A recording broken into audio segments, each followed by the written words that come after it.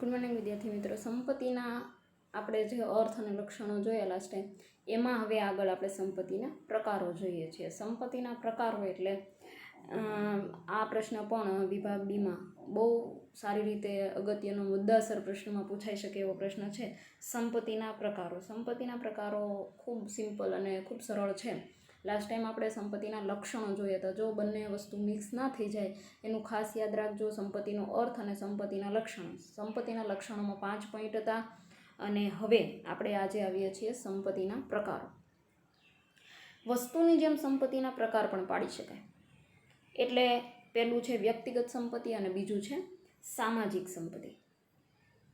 હવે વ્યક્તિગત સંપત્તિ આપણને ખ્યાલ આવે કે કોઈ એક જ માણસની સંપત્તિ હોય એને વ્યક્તિગત સંપત્તિ કહેવાય. અને સામાજિક સંપત્તિ એટલે કે જેનો વપરાશ બધા જ દરેક જણા આખો સમાજ કરી શકતા હોય એને સામાજિક સંપત્તિ કહેવાય છે. એટલે કે વ્યક્તિગત સંપત્તિ અને સામાજિક સંપત્તિમાં તમે બહુ ટૂંકું અને સારી રીતે લખી શકો છો કે જે સંપત્તિની માલિકી અને વપરાશ ખાનગી વ્યક્તિનો હોય તે વ્યક્તિગત સંપત્તિ ગણાય, અને જે સંપત્તિની માલિકી અને વપરાશ સમાજ માટે અથવા તો સમૂહ માટે હોય તો એ વસ્તુને અથવા તો એ સંપત્તિને સામૂહિક સંપત્તિ કહેવાય છે.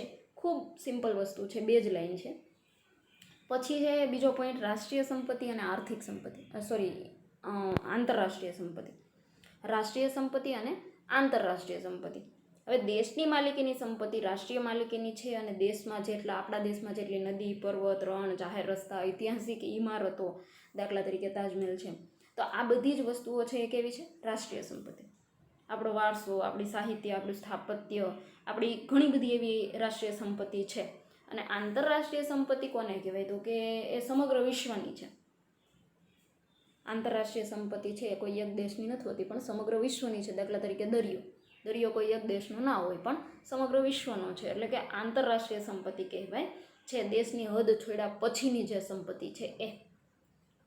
એટલે ખૂબ 2 નાના પોઈન્ટ છે. એના પ્રકારો છે વ્યક્તિગત સંપત્તિ અને સામાજિક સંપત્તિ. ત્યાર પછી રાષ્ટ્રીય સંપત્તિ અને આંતરરાષ્ટ્રીય સંપત્તિ. અલગથી વિભાગ સીમાં આ બંને ક્વેશ્ચન પૂછાય 2 માર્કમાં, ત્યારે તમારે આટલું લખવાનું છે. ત્યાર પછી નવો પોઈન્ટ છે કલ્યાણ. કલ્યાણ એટલે આપણે લાસ્ટ ટાઈમ વાત કરી વેલફેર. વેલફેર એટલે સુખ, સંપત્તિ. હવે કલ્યાણ એટલે કોઈ પણ વસ્તુમાં સુધારો લાવવો, સારી સ્થિતિ, ટૂંકમાં પરિવર્તન, આમ સારું પરિવર્તન. કલ્યાણ એટલે સારી સ્થિતિ, પરિસ્થિતિમાં સુધારો લાવવો. આર્થિક રીતે કહીએ તો ભૌતિક જીવન જે છે માણસનું જીવન ધોરણ, એમાં બહુ સારી રીતે, ખૂબ વધારે સારી રીતે એમાં સારી સ્થિતિનું નિર્માણ થવું. કલ્યાણની વ્યાખ્યા છે પેજ નંબર 14 ઉપર લાસ્ટ લાઈન. 1 માર્કમાં તમને પૂછાય કલ્યાણ એટલે શું? તો કે આર્થિક જે સ્થિતિ છે એ પરિસ્થિતિમાં સુધારો લાવવો, ભૌતિક જીવન ધોરણમાં સુધારો, વધારે સારી રીતે પરિસ્થિતિનું અથવા તો સ્થિતિનું નિર્માણ અથવા તો એમાં ખૂબ સારી રીતે પરિવર્તન લાવવું. આ છે કલ્યાણની વ્યાખ્યા.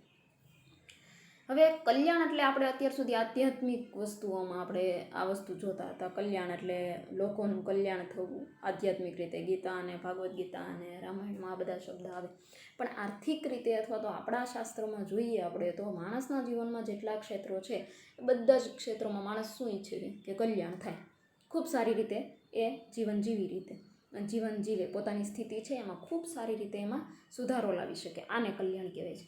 હવે વ્યક્તિગત કલ્યાણ પણ હોઈ શકે અને સામૂહિક કલ્યાણ પણ હોઈ શકે. વ્યક્તિગત કલ્યાણ એટલે એવું કલ્યાણ કે કોઈ એક જ વ્યક્તિ, આપણે પોતાનું સારું કરીએ, આપણી પોતાની સ્થિતિ સુધારીએ. પણ સામૂહિક કલ્યાણ એટલે દરેક વ્યક્તિનું, સમાજનું. એટલે જો કોઈ એક વ્યક્તિ છે ને પોતાનું ગ્રોથ કરે ને તો એ વ્યક્તિગત કલ્યાણ કહેવાય. પણ સરકાર છે એ આખા દેશનો ગ્રોથ કરે, વિકાસ કરે તો એ વસ્તુ છે એ સામૂહિક કલ્યાણ કહેવાય. એટલે કલ્યાણ અને સંપત્તિ વચ્ચે કેવો સંબંધ છે? 2 માર્કમાં તમને પૂછાય સંપત્તિ અને કલ્યાણ વચ્ચેનો સંબંધ. ત્યારે તમારે લખવાનું છે કે સામાન્ય રીતે આપણે એવું માની લઈએ છીએ કે વ્યક્તિની જે સંપત્તિ છે એમાં વધારો થાય તો એ કલ્યાણ કહેવાય. તમારી પાસે સાયકલ હોય અને તમે બાઇક હોય અને પછી તમે કાર લ્યો છો તો એ તમારું પર્સનલી ગ્રોથ થાય છે, એટલે તમારું સંપત્તિમાં વધારો થાય છે, એટલે તમારું કલ્યાણ થયું કહેવાય. પણ દેશના લોકોનું કલ્યાણ કેવી રીતે થાય? તો કે વ્યક્તિ માટે એ બધી બાબત છે એ બધા માટે એક સરખી ઉપયોગમાં થાય. કે ગામ હોય તો પહેલાં એમાં વીજળી ના હોય તો પછી વીજળી આવે, ત્યાર પછી રોડ રસ્તા સારા બને, ત્યાર પછી કોઈ સારા એવા ગાર્ડન અથવા તો કોઈ બગીચાનું નિર્માણ થાય, કોઈ સારી સ્કૂલ બંધાય ગામમાં. તો આ બધી જ વસ્તુઓ છે એ કલ્યાણ જ છે, પણ કોનું છે? સામૂહિક કલ્યાણ. દરેક વ્યક્તિનું એમાં કલ્યાણ થાય છે. પ્રજાનું કલ્યાણ છે, સામાજિક સાંસ્કૃતિક વસ્તુઓ એમાં જેમાં આવે છે, જોડવામાં આવે છે.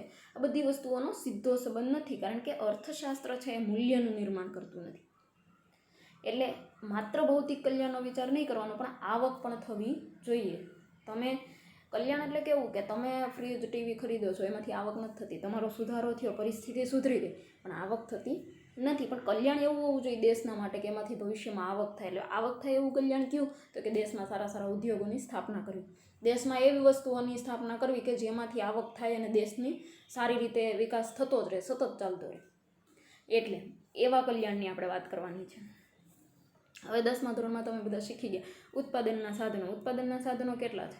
4 છે. તમને ખબર જ છે, ફેક્ટર ઓફ પ્રોડક્શન જેને આપણે કહીએ છીએ. તો ઉત્પાદનના સાધનો કેટલા છે? 4 છે. જમીન, મૂડી, શ્રમ અને નિયોજકતા. આના વિશે આપણે શું છે? બહુ અગત્યની વસ્તુ છે. 4 પોઈન્ટ જે છે, જમીન, મૂડી, શ્રમ અને નિયોજક, એના ઉપર આખું અર્થતંત્ર ઊભું રહે છે, અથવા તો આ એનો આધાર છે, બેઝ છે.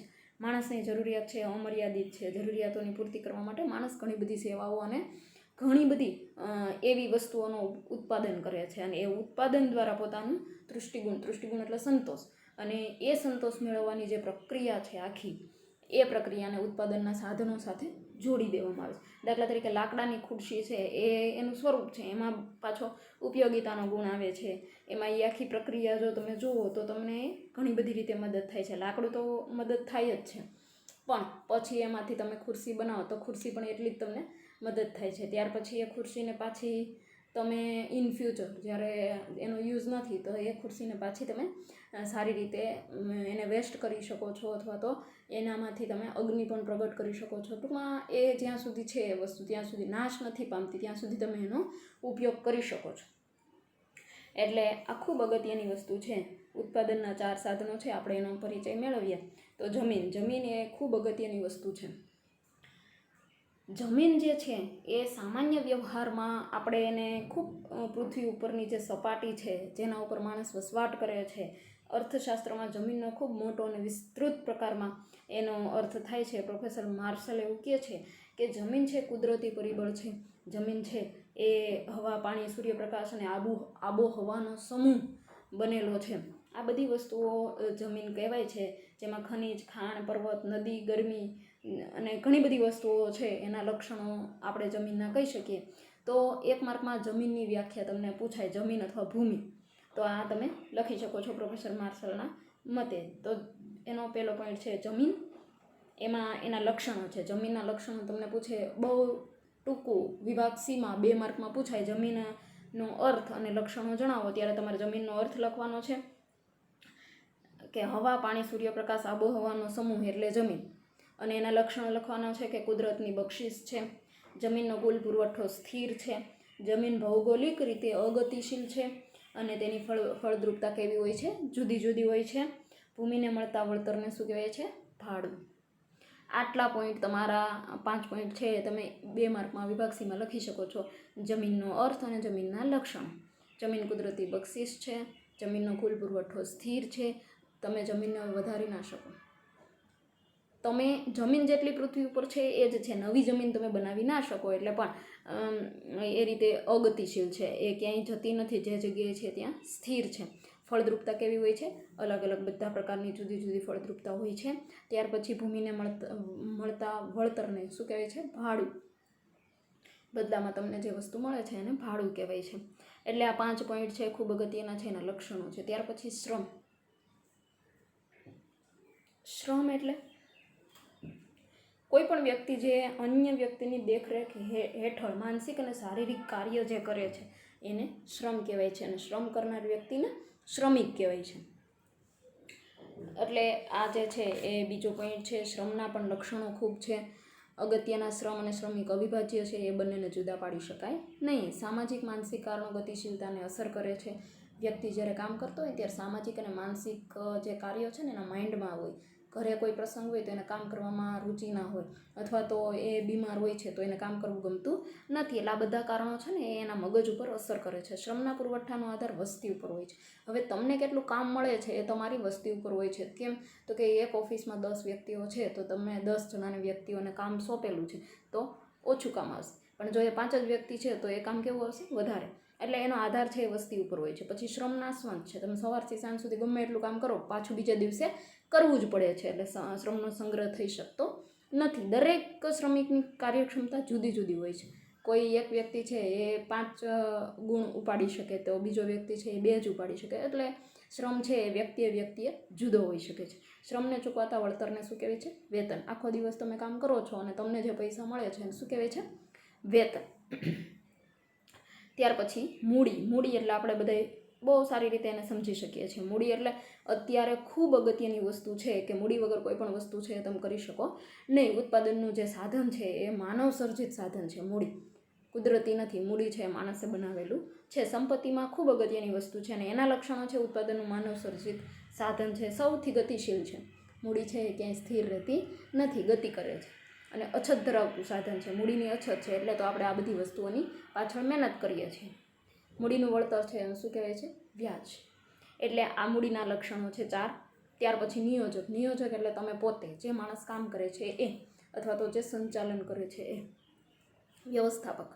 આ બંને જે છે કર્મચારી, મેનેજર જેને તમે કહી શકો. નિયોજક સ્વતંત્રપણે જોખમ ઉઠાવે. નિયોજક એટલે કે એ વ્યક્તિ કે જે ધંધો બિઝનેસ સ્થાપે છે, જોખમ ઉઠાવે છે એ વ્યક્તિ. તો એને જમીન મૂડી શ્રમના સંયોજક દ્વારા ઉત્પાદનની પ્રક્રિયા છે એમાંથી એ આવક મેળવે છે. અને નિયોજકના લક્ષણો છે તે આર્થિક નિર્ણયો કરે છે. ખૂબ અગત્યના નિર્ણયો લેવાના હોય છે. જોખમ ઉઠાવે છે. એની નિયોજન શક્તિનો ગુણ એનામાં સારો હોય છે. નિર્ણય લેવો ને ખૂબ અગત્યની વસ્તુ દરેક વ્યક્તિ લઈ શકે નહીં. અને તેને જે વસ્તુ મળે છે, તેને જે નફો મળે છે એને શું કહેવાય છે? જે વળતર મળે છે એને કહેવાય છે નફો. તો આ 5 લક્ષણો છે ઉત્પાદનના 4 સાધનો છે, જમીન, શ્રમ, મૂડી અને એના વિશેની જે ડિટેલ છે આપણે એના લક્ષણો પણ જોઈએ. એમ છતાં આ 10મા ધોરણમાં તમારે આવી ગયેલું બહુ સિમ્પલ વસ્તુ છે. એમ છતાં તમે એક વખત વાંચી લેજો. ત્યાર પછી ના સમજાય તો આગળ આપણને મેસેજ કરવા. બરાબર? Okay, thank you.